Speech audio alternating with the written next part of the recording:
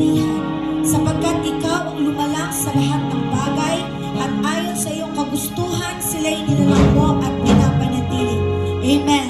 So tunay nga po na nararapat ang ating Diyos sa papuri sa lahat ng sitwasyon, sa pagsubok, sa dalamhati, sa katagumpayan at kasiyahan. Siya ay hindi nagbabago. Amen. Kaya Panginoon, tanggapin mo ang aming papuri at pagsamba.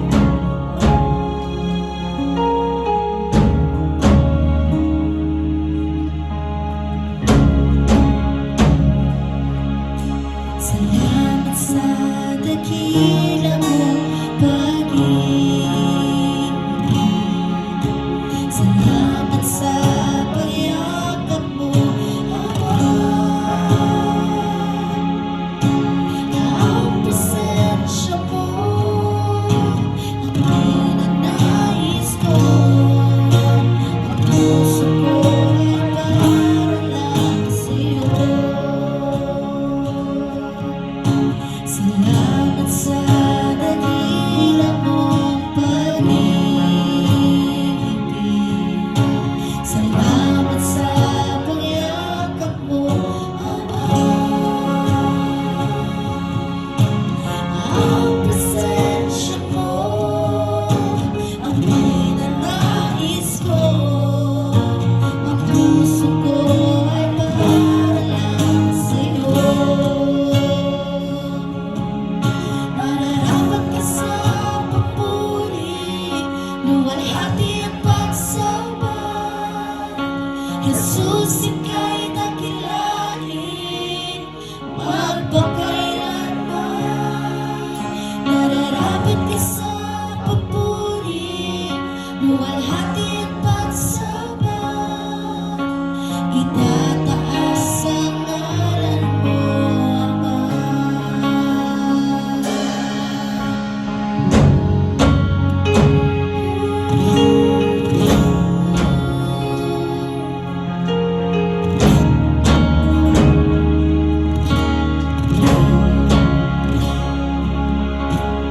Kailan ba'y hindi ka nagbabago? Tiwala ko'y ibibigay sa'yo. Ang pangako mo, paghahawakan ko. Pagmamalagi sa kalinga mo. Nararapat ka sa papuri, luwalhati ang pagsamba. Jesus, ika'y dakilain, magpakailanman. Nararapat ka sa papuri, luwalhati ang pagsamba.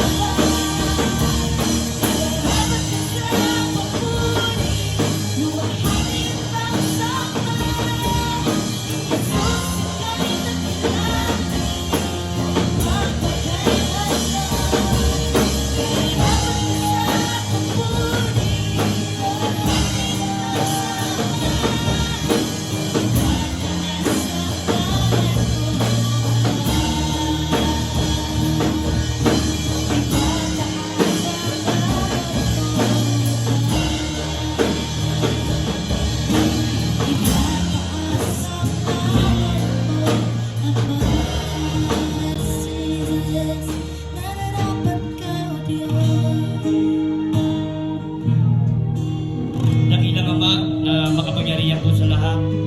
Tunay na nararapat ka na pasalamatan, purihin at sambahin sapagkat ikaw ang Diyos na napakabuti sa bawat isa sa amin, Panginoon. Hindi kaila sa iyo, Panginoon, na marami kaming kakulangan, marami kaming kapalpakan sa buhay, Panginoon. Subalit, sa bawat paglapit namin sa iyo, Panginoon, patuloy namin nasusumpungan, natatanggap ang kadakilaan ninyong habag at awa sa bawat isa sa amin. Totoo, Panginoon, ikaw nagbibigay sa amin ng kalakasan sa panahon kami, Lord, na nanghihina, Panginoon. Sa panahon kami bumabagsak, ikaw ang Diyos na laging umaabot sa amin para kami, Lord, ibangon at makapagpatuloy sa pagiging buhay Kristiyano, Panginoon. Dalangin po namin, Panginoon, sa mga oras na ito, patawarin po kami sa aming mga kakulangan, mga pagkakamali, Panginoon, upang marapat kami, Panginoon, sa pagsamba at pagpuri sa iyo, Panginoon. Dalangin namin ang iyong pagsama, ang iyong pangunguna, Panginoon, at maranasan namin minsan pa ang iyong banal na presensya, Panginoon. Sapat doon kami, Lord, makakasumpong ng breakthrough. Doon po kami, Lord, makakasumpong ng kalakasan sa banal mo na presensya, Panginoon. Doon namin masusumpungan ang kapunuan ng buhay sa iyong banal na presensya, Panginoon. Salamat, Ama, na higit kami sa tatlo, Panginoon. Kaya nanampalataya kami, Lord, na nandito ka sa amin, Panginoon. Kasama ka namin at patuloy ka namin pasalamatan, dadakilain sapagkat ikaw ang Diyos na napakabuti, Panginoon. Kailanman, Lord, hindi ka sa amin nagkulang, laging sapat at higit pa, Panginoon, yung mga pagpapala sa bawat isa sa amin, Panginoon. Salamat, Lord, sa panahon sa mga pagsubok. Ikaw nagbibigay sa amin ng kalakasan upang malampasan at mapagtagumpayan ang mga pagsubok. Panginoon, salamat sa iyong kabutihan. Salamat sa kadakilaan ng iyong wagas na pag-ibig. Salamat sa kadakilaan ng iyong katapatan, Panginoon.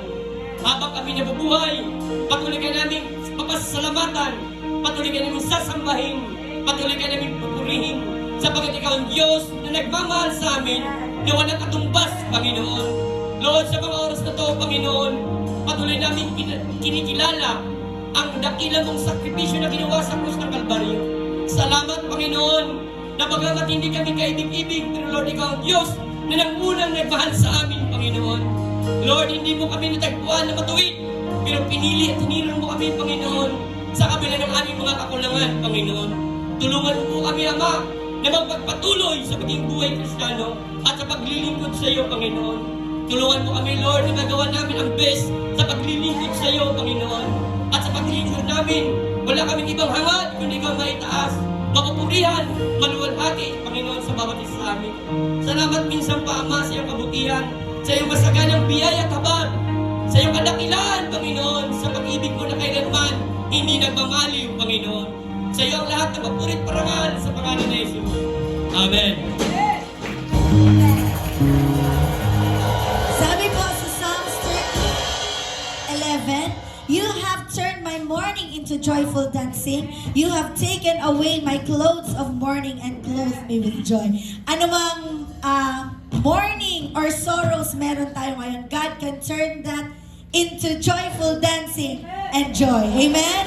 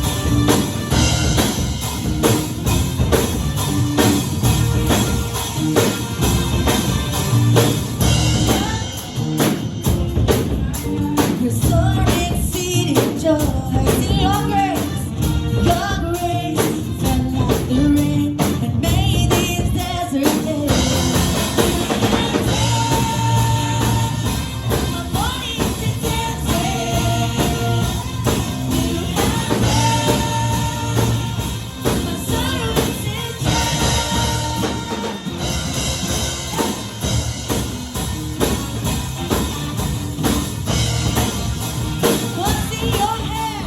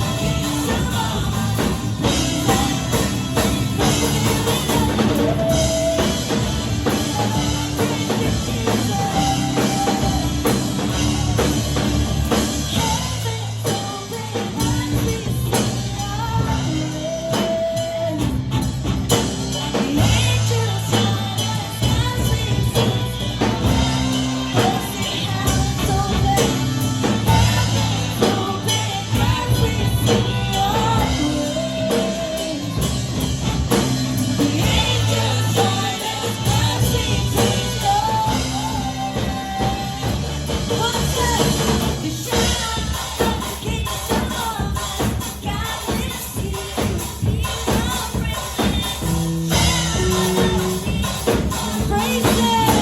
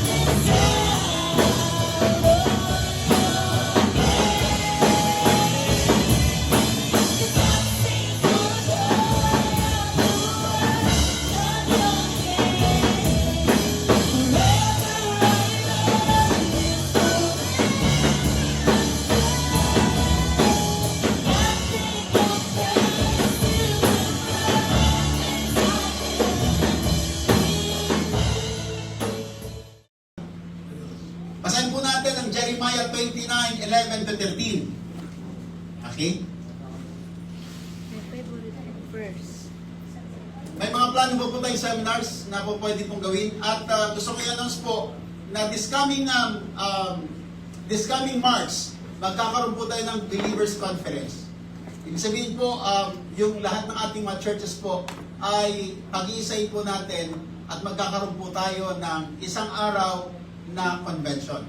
Believers Convention po ang ating gagawin at tayo po maglalatag po ng mga topics para po mahamon po, ma-challenge po ang ating pong mga member sa ating pong mga churches. Okay, babasahin po natin ang Jeremiah 29:11-13. Sabi dyan, "For I know the plans I have for you, declares the Lord, plans to welfare and not for evil, to give you a future and a hope. Then you will call upon me and come and pray to me, and I will hear you. You will seek me and find me when you seek me with all your heart." Maraming salamat po sa iyo, Panginoon, sa umaga nito. Salamat po ng iyong mga salita ay patuloy po ibabaon sa aming mga puso. At patuloy kami, Lord God, na palalakasin ito. Patuloy kami, Lord God, ay dadirect ng mga salita, Panginoon. At ang salita mo, Lord God, ay siyang magbibigay ng buhay sa bawat isang nanlulubaybay. Ito ang aming panalangin sa pangalan ng Kristo.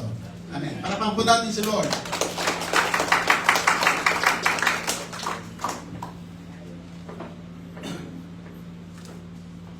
Okay?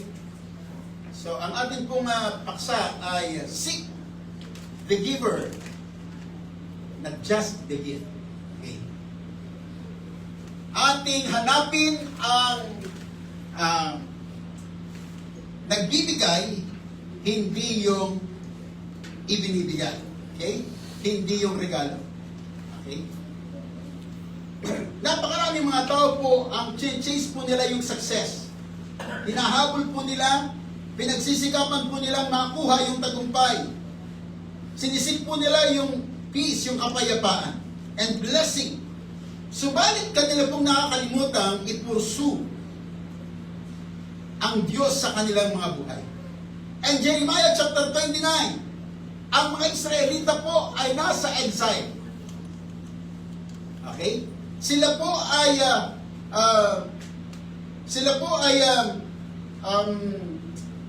tawag dito, bihag ng mga kalaban, at sila po ay confused, lito, during the time. Discouraged po ang karamihan sa mga Israelita dahil sila po ay malayo sa kanila pong sariling tahanan. Subalit ang Diyos, sa pagkakataong ito, binigyan sila ng powerful na promise, powerful na pangako. May pag-asa, may kinabukasan, at mayroong restoration. Subalit, sino ang pupwedeng makaranas nito? Ang pupwedeng makaranas nito ay yung mga taong hinahanap ang Diyos ng buong puso. Hinahanap ang Diyos ng buong puso. Kailangan natin ang pangako ng Diyos. Kailangan po natin na maging hopeful. Kailangan po natin yung restoration, lalo na kapag tayo po ay nasa matinding sitwasyon, pero hindi ito kusang dumarating ng walang kondisyon. Kagaya po ng ginawa ng Panginoon sa mga Israelita.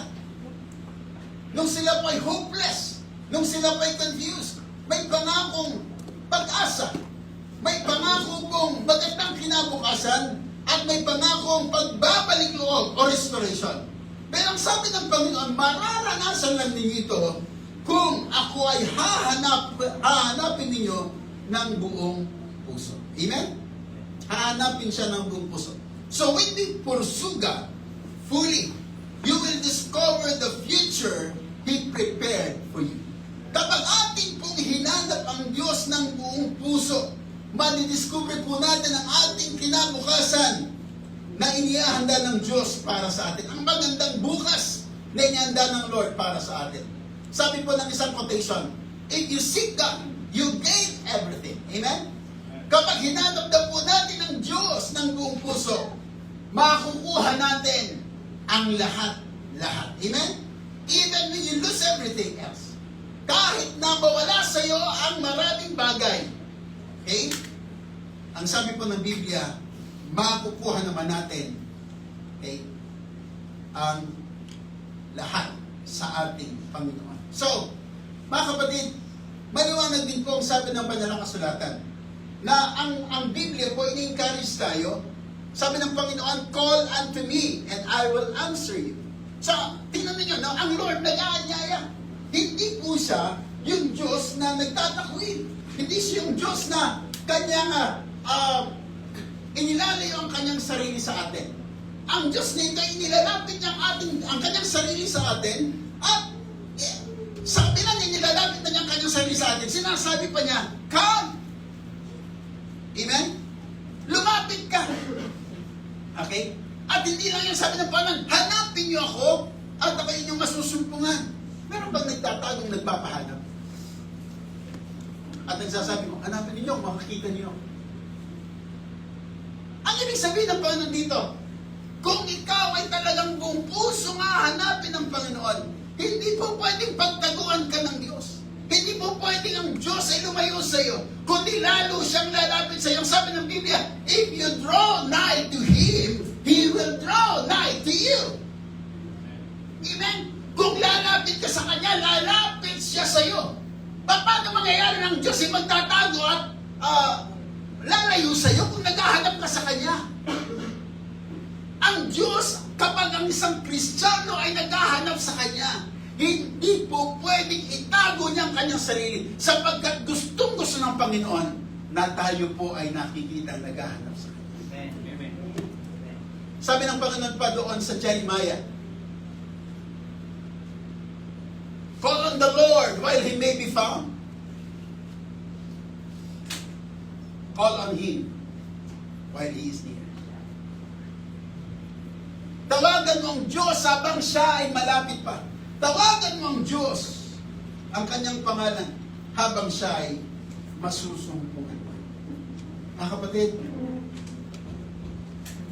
ngayong umaga, alam ko naman na dito po ay naghahanap sa Diyos. Amen? Pinupurso po natin ang Diyos sa umaga nito. At ang pagpurso sa Diyos, hindi po nilang oras ang dapat. Kung hindi nagpupurso sa Diyos, kailangan mong maging maaga. Di ba? Ikaw kung naghahanap ka ng trabaho, ano bang gagawin mo? Ang gagawin mo, kung ikaw ay papasok o kayo maghanap ka ng trabaho, maaga kang gigising, magpe-prepare, maaga kang alis sa bahay, nakahanda ng magagamitin mo ang mga documents mo, at maghahanap ka na ngayon ng trabaho. Dahil kung ikaw ay maghahanap ng alas 4 na alas 5, believe me, may nauna na sa'yo. Sarado na. No vacancy. Pero kung ikaw ay maghahanap ng mas maaga, believe me, anong sabi po ng kasabihan? Early birds catches early birds. Early blessings ang iyong makukuha kapag early mong hinanap ang Panginoon. Amen? Wow! So ngayong umaga po, as I declare this, mayroong maagang pagpapala ang Diyos sa bawat isa sa atin, sa mga nandirito ngayon. Amen? Palakpakan po natin ang Panginoon. So, tingnan natin. Anong kailangan po natin? Seek the giver, not just the gift. So, wholehearted pursuit means choosing God above everything. Ang buong pusong paghahanap sa Diyos. Ang ibig sabihin po nito ay pinipili natin ang Diyos higit sa lahat. Amen? Ang pagpurso kay Lord ng buong puso, ang ibig sabihin nito ay pinipili mo si Lord higit sa lahat. Okay? God must be our first priority. Okay? Not second, not last, but first. Okay? Hindi siya pangalawa, hindi siya huli, kundi siya po ay siya ang una. Amen? Siya pong first priority natin. Anong sabi ng Matthew chapter 6 verse 23? Seek first the kingdom of God and His righteousness, and all these things will be added unto you. Okay? Unahin na po natin ang Diyos at ang kanyang katuwiran at ang lahat ng kanyang kaharian at ang lahat ay dadagdag na lang ng Diyos sa atin. Mga kapatid, itong early na pag-worship po natin kay Lord. Wow, praise God. Ito po, dito natin ipinapakita kay Lord. Ha? Na inuuna natin siya. Inuuna natin siya. Dahil po pwede naman sa oras ito, nandun ka sa palayan. Pwede naman sa oras ito, nandun ka sa tricycle. Tama. Pwede naman sa oras ito, nandun ka sa tindahan para magbukas. Pero iniiwan mo ito para isik mo si Lord sa umagang ito. Dahil yun ang sinasabi ng Biblia, yun ay commandment ng Panginoon na unahin natin siya at ang lahat ay dadagdag ng Lord sa atin. Amen. So, ganito po yan. Kung ito si Jesus, kung ito si God, papunta ka dito kay God. Dahil sinisig mo siya, tama? Tama? Ngayon, andun sa likod mo ang blessing. Andun sa likod mo ang idadagdag ng Panginoon. Pero kapag namali ang desisyon mo, kapag inuna mo ito, kapag inuna mo ito, lalayo ka kay Lord. Tama? Lalayo ka kasi ipupurso mo ito. Hindi mo pwede nagpupurso ka dito at pinupurso mo si Lord. Isa lang yung ipupurso mo. Whether God or the blessing. Amen? Ngayon, kapag ikaw ay nagpurso kay Lord, susunod yung blessing sa iyo. Sabi ng Bible yan sa Deuteronomy, hahabulin ka ng pagpapala. Amen? Ikaw ang ipupurso ng blessing. Pero kapag iniwanan mo si Lord at pinurso mo yung blessing, believe me, hindi sa iyo sasabay si Lord, maiiwan si Lord. Oh, maiiwan si Lord kasi pinupurso mo ang mali.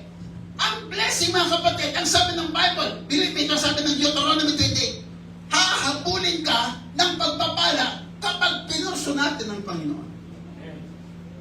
Kaya nga sabi ng Biblia, Matthew chapter 6 verse 33, and all these things, ano yung things na yun? All these things. Yung pinupurso mo, ay pupurso mo dapat. Kaya lang iniwan mo muna. Kasi kay Lord ka, nag-focus. Amen? So ang sabi ng Panginoon, anak, unahin mo ako. Yung mga ipupurso mo dapat, idadagdag ko na lang siya. Amen? Hahabulin ka nun, and believe me, sabi ng Bible, mag-overtake sa'yo yung blessing ng Panginoon. Amen? So, yun po ang sekreto. Kaya nga po mga kapatid, ako po ay thankful. Dahil nakikita ko po yung pagsisikap din po ninyo. Nakikita ko po yung inyong talagang pagpupursige din. Na talagang maging maaga. Praise God. Masaya po ang aking puso. Mas marami po tayo ngayon na nagsusumikap na maging maaga. At next Sunday, baka lahat na yan. Amen? Amen? At baka may mga nakatayo pa. Kasi alam niyo, first time natin ito. First time natin ginawa ito na mas earlier. Pero this is it. Ito po yung sinasabi po natin kailangan at dapat. Kasi ngayong taong 2026, gusto po natin may mangyari sa ating buhay, sa ating kabuhayan, sa ating simbahan. Amen? Amen. Amen. Hallelujah. Palakpan po natin ang Panginoon.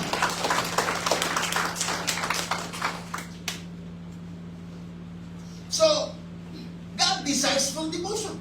Ang gusto ng Panginoong Diyos, buo. Ha? Kung sa Diyos ka man lang, magsa Diyos ka na. Hindi sincere, tama? Di ba? Dati ka naman lang sa church. Nakakalain ka pa magkanta ng ungod. Nakakalain ka pa magsambasin ungod. Ha? Kaya di ka naman lang. May iba na mga parasimba, wala nangyayari, kailan manungod.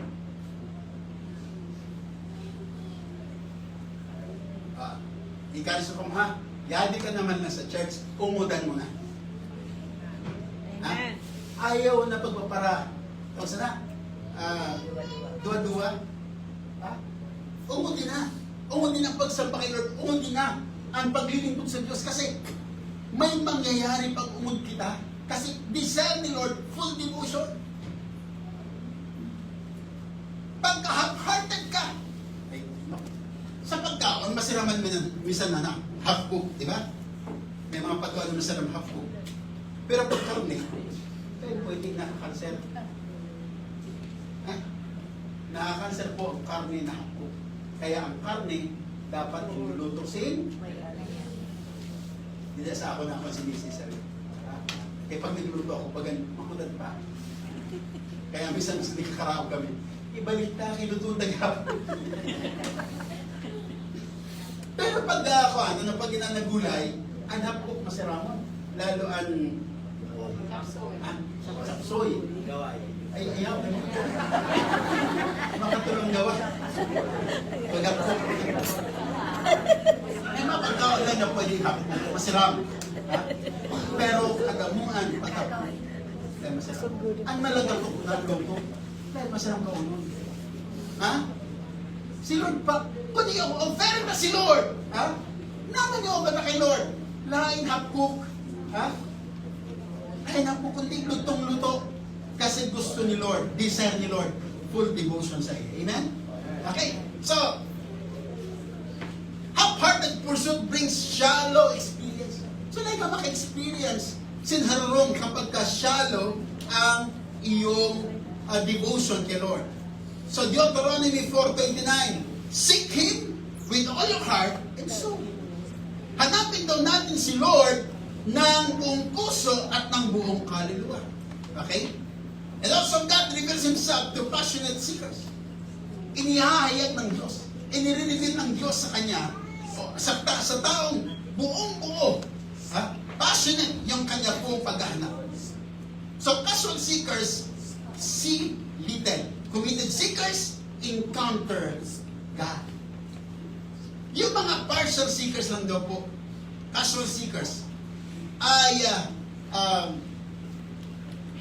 ang kanilang nakikita at nararanasan po ay maliit lang o konti lang. Pero yung mga committed seekers, yung talagang taos-puso na nagsisik kay Lord, na-encounter si Lord. Gusto ba natin ma-encounter si Lord? Seek the Lord with all of your heart, with all of your soul. Ang sunflower po always turns toward the sun, tama? Kasi sunflower nga, kung saan ang araw, nandun po nakaharap ang sunflower. Whenever the sun moves, it follows. Likewise, a heart that truly loves God always turns toward God. Amen? Ang totoo at ang pusong nagmamahal sa Diyos, lagi pong nakatuon sa Diyos ang kanyang puso. Sabi po sa quotation, God does not fill empty schedules. He fills hungry hearts. Hindi po ng Diyos pinupuno ang mga bakanting mga schedules natin. He fills hungry souls. Amen? Ano yung sabihin po nito? Ay, wala man ako nihimuon niya. Masing ba ako? Pag-irog sana, ang ugali mo na ng puso mo, yun lang ang mga maranasan mo kayo. Pero kung mas ka kung may trabaho niya, mas importante yung ba ini, ibibili ko ini. At tawagan ko muna, bulaton mo ako, pagkatapos ko magsimba, napakada ako sa imo. Sabi ni Lord, amin na ang devotion na gusto niya. Amen? Amen? And then sulit ka. Kasi ang igimo ni Lord, i-feel niya, kung hungry ka, kung ikaw po ay gutom o hal sa iya, pupunoon ka niya, bilin me, iba ang paghiwag sa bilog na maghapon, pagpuno kita sa presensya sa kagurangan. Amen? Praise God. Hallelujah. Number 2, wholehearted pursuit means surrendering to God's process. So ang buong pusong paghahanap sa Diyos, ang ibig sabihin po nito ay surrendering to God's process. Pagsuko sa proseso ng Diyos. So God's plan unfolds in seasons. Ang plano ng Diyos, ito ay nahayag sa kapanahunan. Ang Israel po ay naghintay po ng 70 years mula doon sa kanila pong pagkakabihag. And after 70 years, nung 70 years na dahil may promise ng paglaya, ay hiningi nila ang kalayaan at nakalaya po sila. Ang sabi ng Ecclesiastes 3 verse 1, God makes everything beautiful in His time. Amen? God makes everything beautiful in His time. Sa panahon ng Panginoon, lahat ng pangit ay magiging maganda, gwapo. Ayos. In His time, He makes all things beautiful in His time. Amen? Sa kapanahunan na ibinigay sa ng Panginoon, ang lahat ng mga pangit na bagay, pangit na karanasan, pangit na kapanahunan, lilipas sapagkat dumarating ang panahon ng magaganda at mabuting bagay na nakalaan sa iyo ng Panginoon. May season po. Sabi ko na sa Brother Rolex Tamabi, matatapos din ang inyong mga struggles. Dahil itong taong 2025, matindihan ka ng mga struggles sa kanilang pamilya, sa pamilya Kristaman. Yung kanilang nanay, pabalik-balik sa ospital. Yung kanyang isang kapatid, na ospital ng almost isang buwan din. Yung isa niyang kapatid, schedule ngayon dahil may tumor po sa utak. Yung kanyang nanay, everyday kailangan palitan. Nung dati yung oxygen kasi yun lang po ang paraan para siya po yung makahinga ng maayos. Ilan yan? Magkano yung isang oxygen na malaki? 1, 2? So 1, 2? 1, 2? Everyday 1, 2? Budget na yan. Ng 2 araw. Ng isang pamilya. Sabi ko sa kanila, may season si Lord para tapusin ang mga bagay niya. Amen. Amen? Amen. Seek God. Hanapin lang ninyo ang Panginoon. Hanapin lang ninyo, seek ninyo si Lord. Dahil darating ang panahon, bahala si Lord na mag-unfold ng kanyang season na talaga para po sa inyo. Amen? Kanyang bubuksan ang magandang panahon at nakalatag ng panahon para po sa inyo. At ako naniniwala, bawat isa sa atin ay may season na nakalaan. Amen? So trust the process. Trust God for His process. Magtiwala tayo sa proseso ng Panginoon. Amen? Sumuko tayo sa proseso ng Diyos. Ibig sabihin, mag-say ka lang ng yes sa process ng Panginoon. God's process prepares our character. Bakit ang pinaproseso? Kasi gusto ni Lord ayusin yung ating ugali. Amen? Minsan baga, may mga naglukang pamana. Ano kayo pahuli mang ihapon ito ng ugali? Buti ka na. Kapahul ba sa ugali? Ano nagsabi ito sa iyo? Minsan dititinay natin kay pahulan ng ugali. Okay. Ayaw niyo yung pagdinayaan. Kasi okay lang na pahulan ng ugali. Sabi niyo, nasa proseso. Inaayos pa ni Lord. Ha? Amen? Inaayos ni Lord. Kung bahol man ang ugali mo, ayaw ka discourage. Ha? Kung may lain kapag hapon na pupugulan ang pagsabat ng malalit, ha? Sabi nga nila, hindi palangit, kundi palanit kapag nasaba ka. Ayaw ko suko. Nasabi ka, kailan ako kasi, sabi, inanahiwo ko na ini. Kung nanana nagpapangit sa nila, ako nababag ko. Okay lang. Okay lang. Nasa proseso ka. Amen? Hindi mo lang isuko ang buhay mo sa proseso ni Lord. Amen? Amen. Okay? So, surrender. Okay?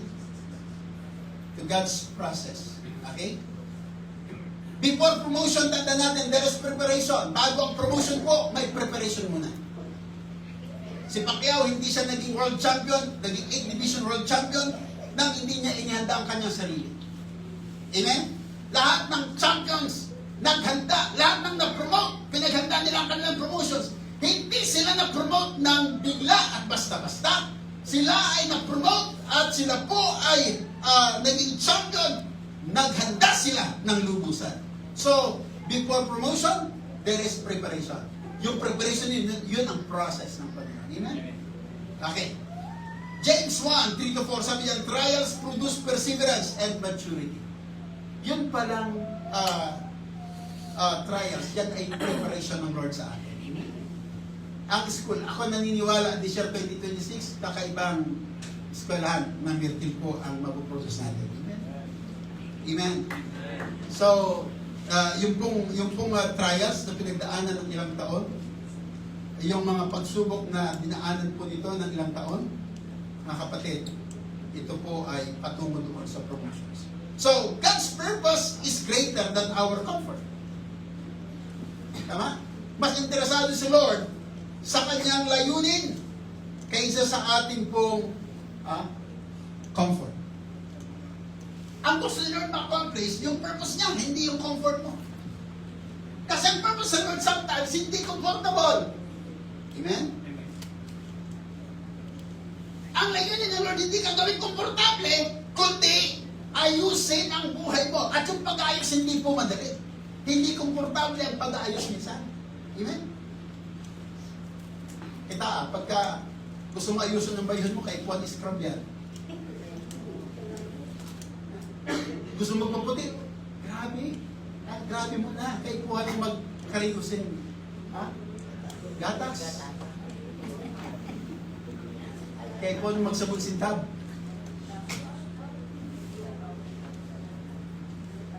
Kaya nga lang pinigin mo kay sige itong talaga.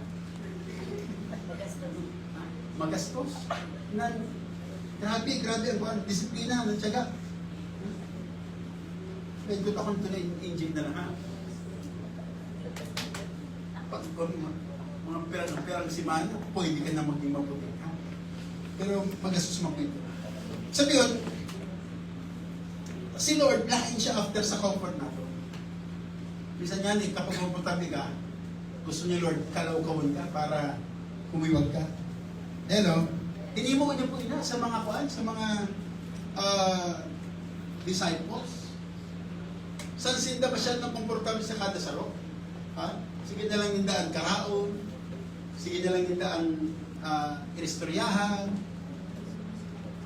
bigla po nagkigawa ng persecution. Hello?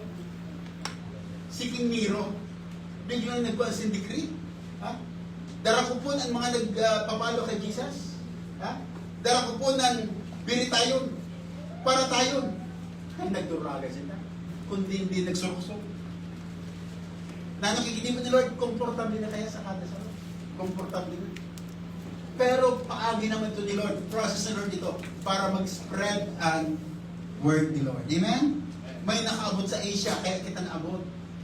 May nakaabot kung din sa Europe, may nakaabot sa Amerika, nakaabot kung din na lumalok ang mga disciples. And then dito sila nagbatong mag-share sa Word of God. Kaya naikalat po ang gospel, ang Word of God, dahil po sa discomfort na nangyari sa inyo. Purpose kasi ni Lord ito na naikalat ang Word. Amen? Hello? Amen. So, gusto ko i-share kahapon. Ang eagle po. Pag ini po nasa baby stage, alagang-alaga sa mother eagle. Ang mother eagle, siya ang maghanap sa mga pagkaon, tapos mabangun. Matunganga na lang ang kuhaan, ang mga eagle, ang mga baby eagle, tapos kaon na lang. Perang bulat irusan.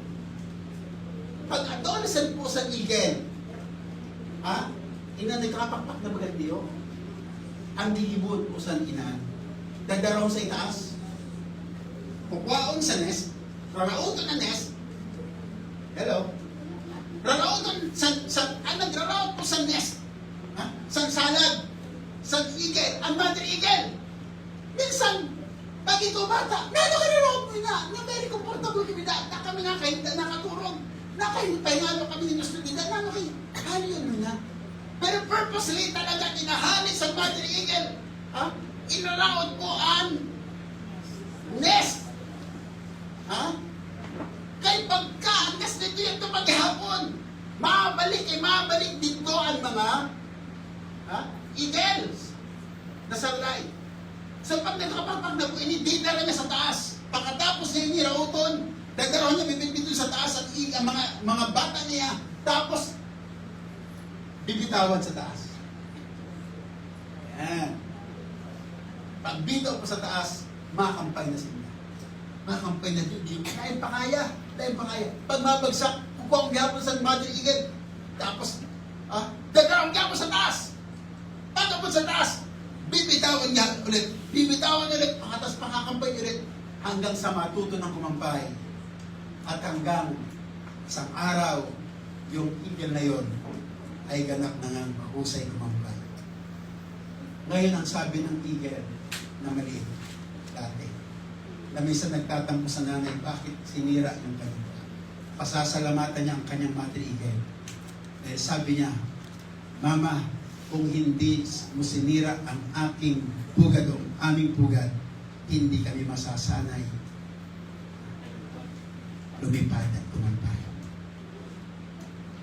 Ngayon, hindi mo naunawaan kung anong ginagawa sa ng Lord. May mga discomfort sa buhay mo. Pero isang araw, sasabihin mo, thank you, Lord. Pasasalamatan mo ang Diyos dahil ginawa ng Lord yun sa iyo. Dahil gusto ng Lord, ma-accomplish niya ang purpose niya sa buhay mo. Amen? Palakpan po natin ang Panginoon.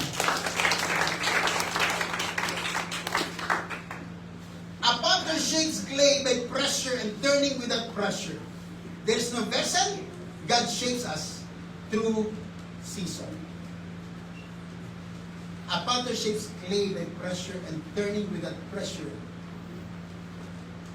There's no vessel. Kung wala pong pressure, wala pong vessel. So, ang Diyos po, shape tayo sa kapanahunan. So, God is more concerned about your character than your comfort. Number 3, wholehearted pursuit means persistent communication with God. Persistent communication with God. Sabi po, sa verse 12, you will call upon me and come and pray to me and I will listen to you. Amen? Ang pagpursu po sa Diyos ay kabilang po rito ang panalangin at saka ang relasyon. Prayer is connection, not obligation. Ang panalangin po ay connection natin at hindi ito obligasyon. Dapat hindi obligasyon ng ating pakiramdam sa panalangin. So ito po ay connection natin kay Lord. When we pray, we connect ourselves to God. So, ibig sabihin, kung hindi nag-pray, gusto mo laging connected kay Lord. Pag hindi ka nag-pray, ayaw mo ng connection kay Lord. Pinapabayaan mo ang connection mo kay Lord. Kung ikaw nga sa wifi, ayaw, konti lang minsan. Pag run out, may nalibong ng ulo dito pag wala ng connection wifi. Yun ang nagmumuda. Pinagkakatuunan ko ang converts. Ano converts? Sabi, mayatan ko ang service. Kita nga ni, minuto lang, mawaraan si wifi, grabe na init sa ulo natin. Lain na komportable. Pero natin doon kay pagkan Lord, pag lain konektado, bagan wala lang tapos kaya ma. Oh! Parang ito pa mas kila, wala kita connection kay Lord. Ramdam mo yun na. Mati mo yun na wala kang connection kay Lord because dahil ka nga nag-pray, diretso ka sa trabaho, diretso ka sa school, dahil ka nag-pray. Pero bagat okay lang sa ato. Sana, sana, para sa pamati natin pag nawaran wifi, pag nawaran connection, nainit ang ulo natin. Sana yung pinasa na. Nagusto natin pero may connection kay Lord. Amen? Amen? Pag irog ka na sana, talagang the best ka. Amen?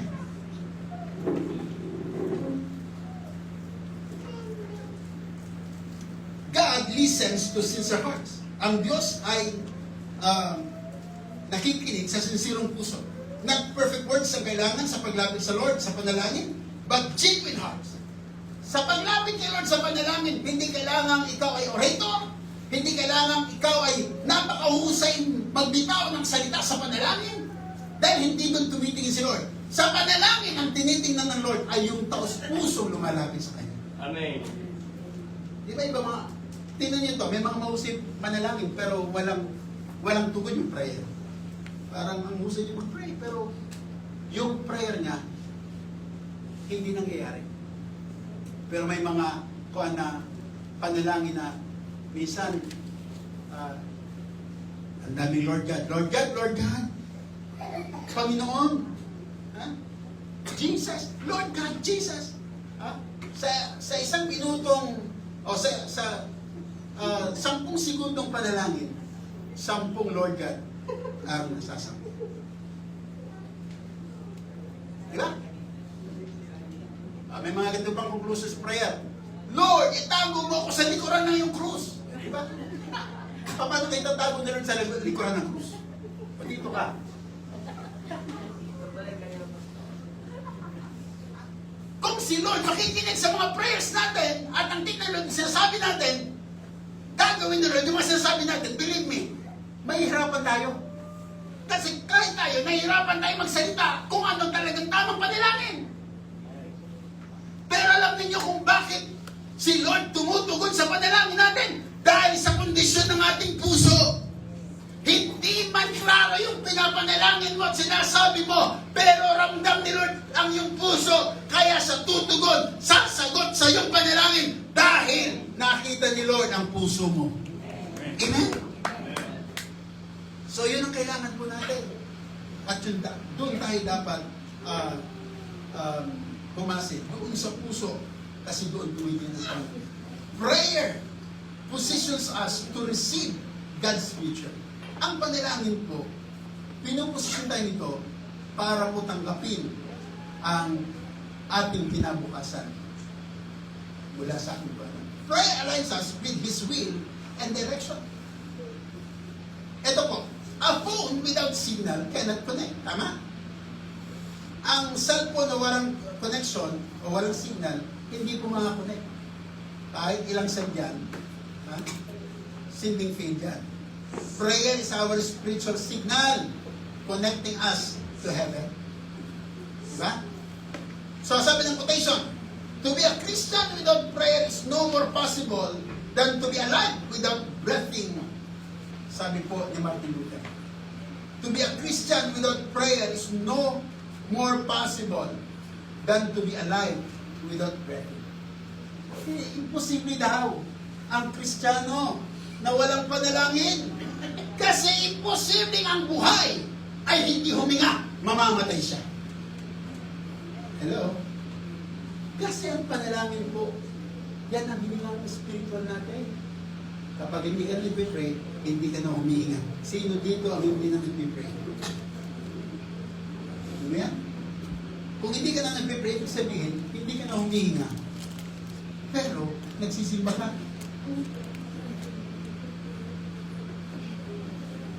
Kaya nga po kailangang buhayin ka ulit. Amen? Last. Wholehearted pursuit produces transformation. Ang buong pusong paghahanap sa Diyos, ito ay nagbubunga ng pagbabago. Sabi po ng verse 13. Balikan natin yung verse 13. Ano sabi doon? Ng Jeremiah 29:13. Ano sabi doon? Jeremiah 29:13. Balikan na natin. 29:13. Hanapin ninyo ako at matatagpuan kapag hinanap ninyo ako Ng buong? ng inyong buong puso. Hahanapin ninyo ako at ako inyong matatagpuan. Kung hahanapin ninyo ako ng buong puso. So, meron ng assurance. Sabi ng Panginoon, kung hahanapin ninyo ako, masusumpungan ninyo ako kung buong puso ninyo akong hahanapin. So, meaning to say, si Lord, sabi niya, hanap ako. Kaya, makikita mo ako. So, hindi siya sabi, okay, hanapin ninyo ako at itatago ko ang sarili ko, ng tagong-tago.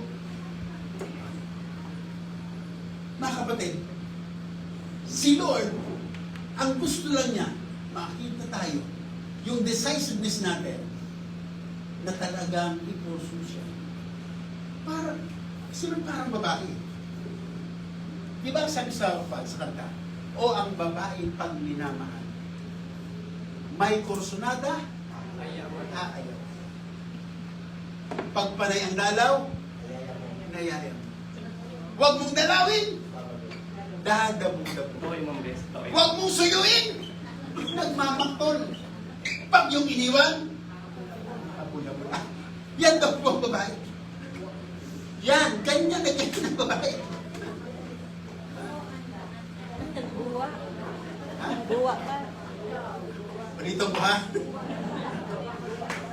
Ano kay buwa ba yan? Ama na siguro, kita na baga ha? Agad man mga lalaki? Amen. Ang babae pag minamahal, may kursunada, ayaw-ayaw. Pag panay ang dalaw, nayaya mo, bakuliton man niya. Pero niya lang yan. Pero niya yan sungat. Pero pagkawara na, ay, nadaw. Mamuntun na pa wala dalaw. Ha? Mamuntun na. Lonely na siya. Sad na. Akay, may inuhula. Saan nagdadalaw ka mo? Ha? Kaysa lang ka na dinalaw? Hinahanap na. Grabe pasali ka. Huwag mong dalawin ay nagdadabog.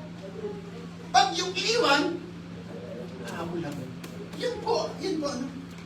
Alam po ninyo, ang karakter ng Diyos, actually, siya ang lover natin eh. He's our lover. Siya ang lover po natin. Sabi ng Songs of Solomon, siya ang ating lover. And every time na siya po ay nagpaparamdam ng kanyang pagmamasalan, minsan, nirefuse natin. Nireject natin. Pero ang Diyos, hindi kumikita. Dapat kayong mga lalaki, maski pasali, at asawa minsan, lain mag-iba. Amen? Ha? Kaya sabi nila, kamumanyan na ako para sali.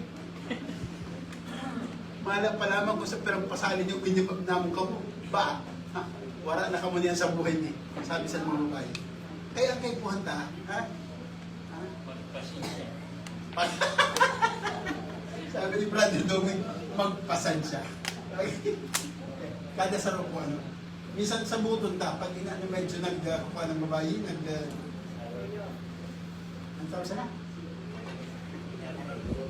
Nag-inatid ako. Sa buton ta. Ang lalaki man, pag medyo sa buton ta, yan na, maawat po ang relasyon isa. Okay? Seeking God deepens intimacy. Kapag hinahanap po natin si Lord, lalong lalalim ang ating ugnayan sa Diyos. From knowing about God to knowing God personally. Okay? So, magiging personal na ang knowledge mo kay Lord. Hindi mo lang siya kilala dahil sa kwento, kundi makikilala mo si Lord dahil naranasan mo siya. Amen? Iba po yung nakilala mo siya dahil sa kwento. Kaysa doon sa nakilala mo siya dahil nakasama mo siya at naranasan mong kasama siya. Amen? Yun ang ibig sabihin po ng intimacy. Yung karanasan mo, hindi sa kwento, kundi ang karanasan mo sa Kanya. Personally, naranasan mo si Lord. Gusto ba natin ng ganun? Yung personal na naranasan natin si Lord? Okay? From knowing about God to knowing God personally. Philippians 3:10. Sabi po ni Paul, that I may know Him and the power of His resurrection. So, seeking God secures our future. Pag hinanap natin si Lord, sinisecure nito ang ating buong kinabukasan. Kaya po, sa mga babae, ito ulitin ko ang sinasabi ko. Gusto mong maging maayos ang buhay mo at maging maganda ang iyong kinabukasan. Piliin mo yung lalaki na kung saan pinili si Lord. Una. Amen? Kapag pinili niya si Lord una, yun ang pakasalan. Kasi ang lalaking pinipili si Lord una kaysa sa iyo. Hindi kayo lugi. Okay?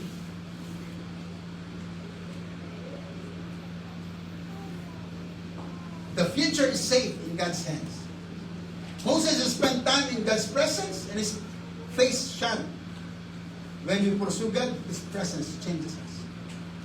Nung mag-stay si Moses sa presence ni Lord, yung kanyang mukha ay nagliwanag ng glory ng Panginoon. So ganun din, kapag pinursue natin si Lord, yung presensya niya, yun ang magbabago sa atin. Last quotation na gusto kong sabihin. When you pursue God, you don't lose your life. You discover it. Kapag hinanap natin si Lord, hindi ka mawawala ng buhay, kundi madidiscover mo ang tunay na buhay. So, ito yung pangako ng Diyos, Jeremiah 29:11. It's not just about blessing, it is about relationship. The promise of hope and future is connected to the pursuit of God.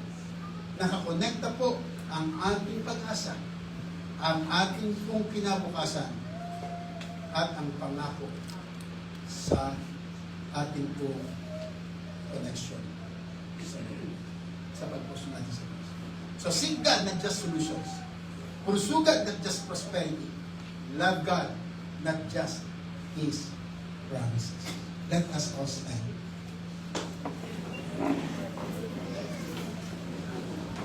Thank you. Pwede po natin ang draw me close to you, never let me go.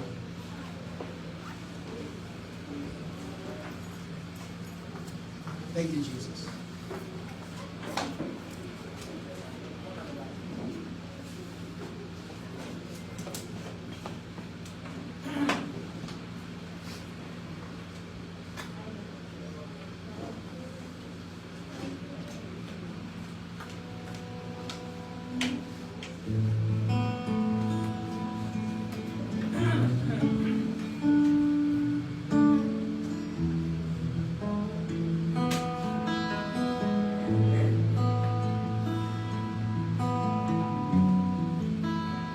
Thank you, Jesus.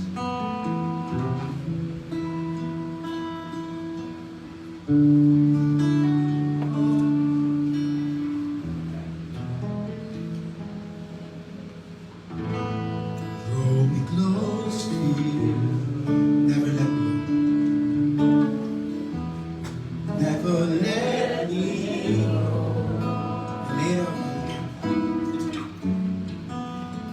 Lay it all down again. You say that I'm your friend. You are my desire. You are my desire. No one else will do. No one else will do. Nothing else can take your place. Hallelujah. To feel the warmth of your embrace. That's the thing. Help me find a way. Bring me back to you. Oh Lord, bring me back. You're all I want.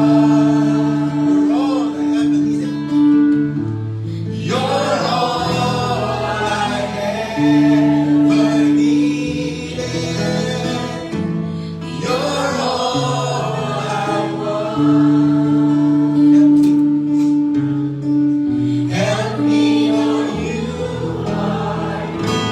Sing it once again. Draw me close to you.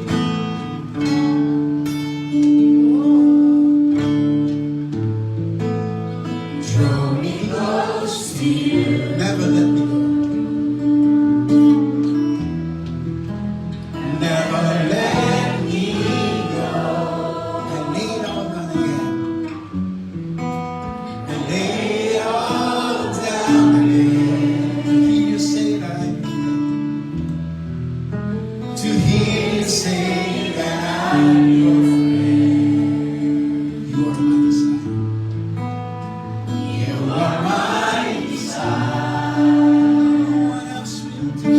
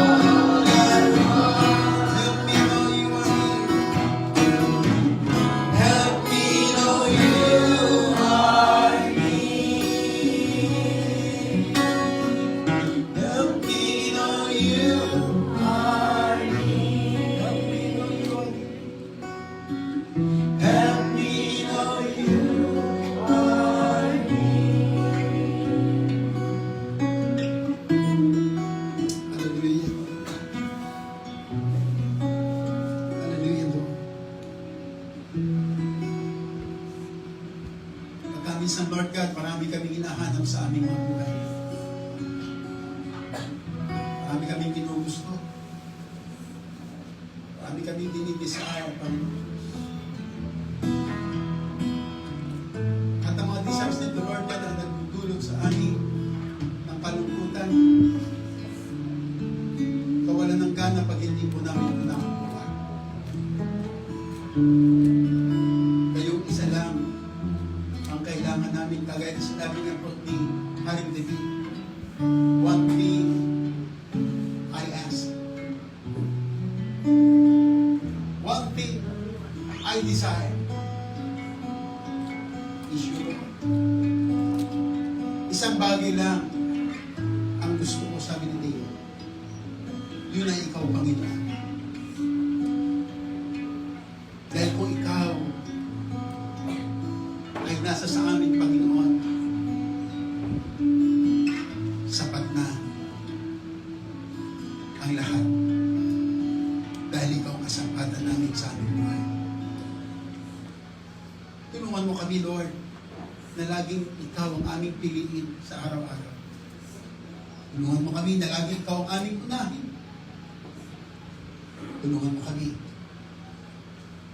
na laging ipursue ang iyong presensya sa araw-araw.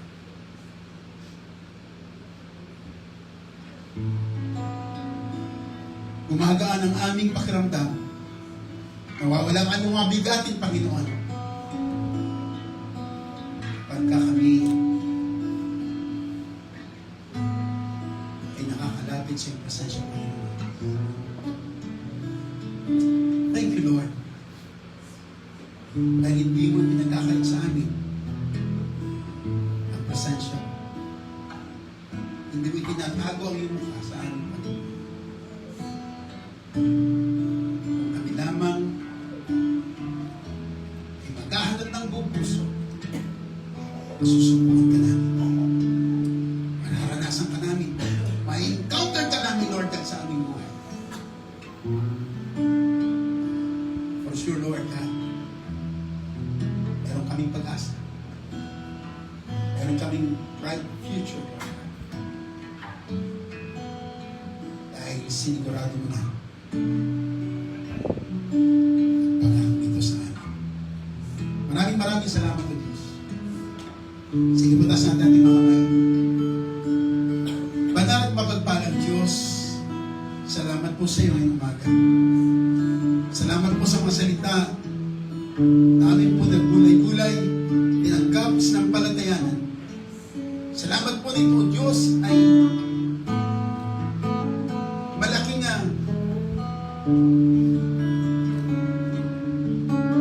bagay sa amin pong pagsunod, Panginoon. Lord,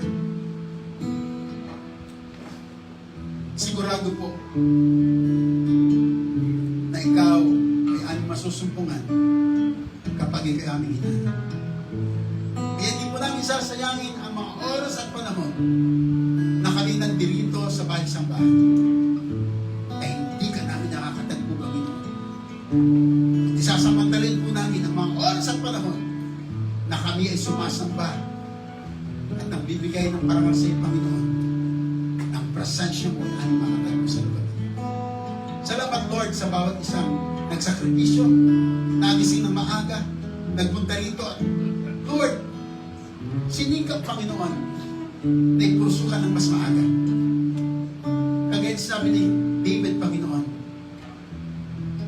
mula sa pagsikat ng araw, sa tanghali at sa gabi, Panginoon, ang kanyang puso ay nagagalak na ikaw ay hanapin. Salamat, Ama. Pagpalain mo kami lahat. Tanggapin namin ang pagpapala mula sa iyo. Sa pangalan ni Jesu Cristo. Amen and amen. Amen.